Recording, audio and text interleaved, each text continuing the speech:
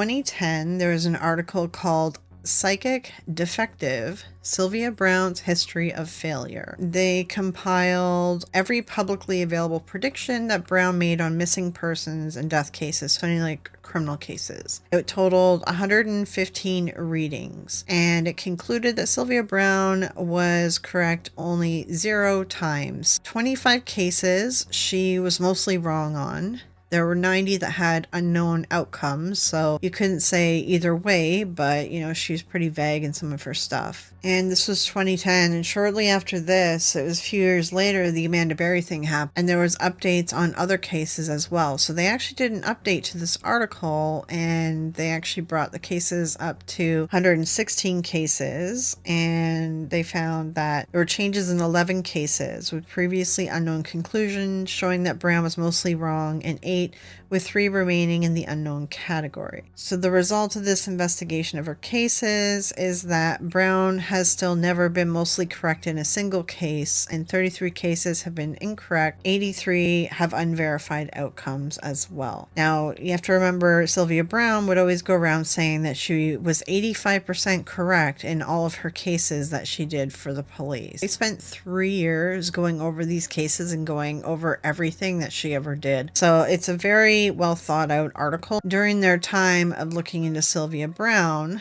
well, the interesting thing is, once someone dies, you can do a Freedom of Information Act. She would always say that she worked on FBI cases. She even said that she worked on the Ted Bundy case and things like that. So they decided that they were going to FOIA the FBI and anyone else they could to confirm whether or not she actually worked on any of these cases. So Ryan Schaefer is the one who did this investigation, and the article appeared in the Skeptical Inquirer around January, February of 2015. So when he did the FOIA, he looked for Browne without an E and with an E as well, asked for all files, any alleged psychic abilities, etc., etc. What he ended up getting back was actually an investigation report on Sylvia Browne, that they were investigating her for bank fraud and embezzlement. And this is a whole other thing. So Browne was hiding this for some time, and this leads us down another rabbit hole. Well, the FBI were assuming that she was using her church, because yes, she started a church, and we'll get into